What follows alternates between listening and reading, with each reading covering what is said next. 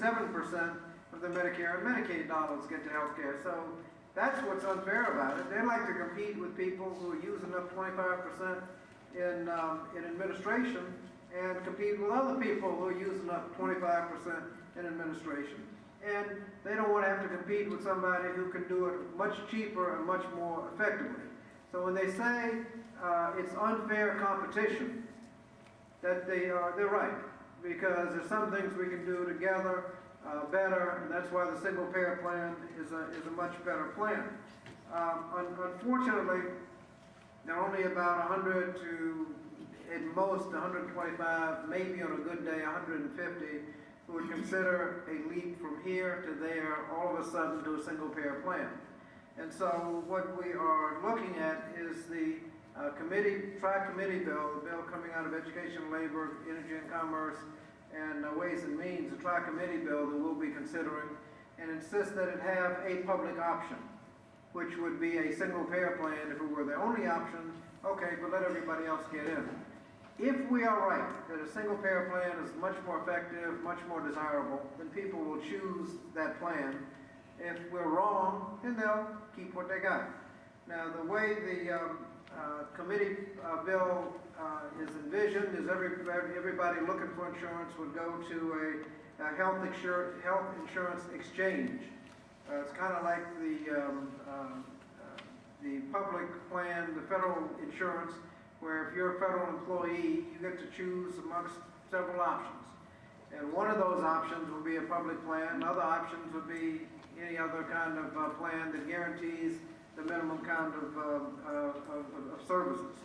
And you would, to get into the exchange, if you're low income, you'd get a subsidy. If you're a small business, would get a subsidy, which everybody would get access to the exchange, and then you would have those options. Now, first question is how are you going to pay for all these subsidies so everybody can get covered? I mean, one of the principles, obviously, everybody gets covered. That will cost money. The last estimate was $1.5 trillion, and people say, ooh, that's too much. Let's put that number in perspective.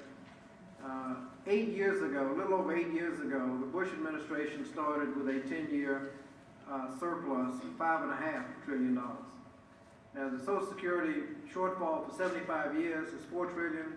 You need $1.5 trillion for 10 years worth of health coverage. We had it in the bank, but we spent it all on tax cuts. They spent through that and $3.5 trillion more. They went through $9 trillion, at least $9 trillion, I haven't finished counting yet, in 8 years. They went through $9 trillion in 8 years, a little over $1 trillion a year in the ditch. And all we need is $1.5 trillion to have everybody covered by health care. We will be considering in a few weeks whether or not we will extend all of the Bush tax cuts from 2001 2003. That bill, if we extend them, will be $3 trillion. You need $1.5 trillion to cover people for 10 years. We're going to $3 trillion in tax cuts. Now, it's a question of priorities. Should dead multimillionaires' tax problems be a priority? That's the estate tax. When we started, as $1 million exemption, husband and wife, $2 million. So you got to have $2 million before you start paying any taxes at all. Then you got to be dead. So that's where I come up. Dead multimillionaires have tax problems. We can come up with those. We can come up. We were also going to consider whether people have to pay a bare minimum tax.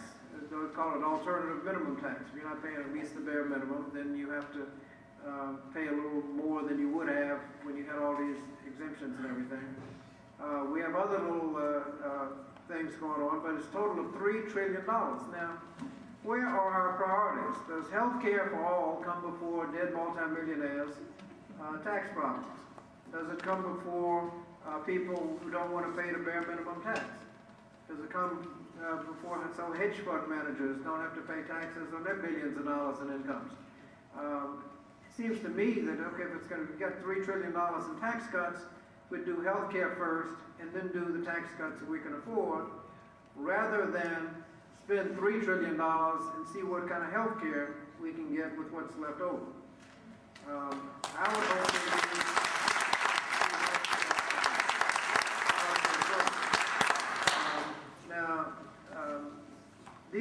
is the question we're going to have. Now, when we talk about the public option, we may need to make sure that everybody's covered, and we also have to make sure that we don't go backwards. Some of us have been focusing on children's health care. The Medicaid program has a fairly good comprehensive plan of benefits for children. It's technically called EPSDT, early periodic EP screening, EPSD diagnostic, testing.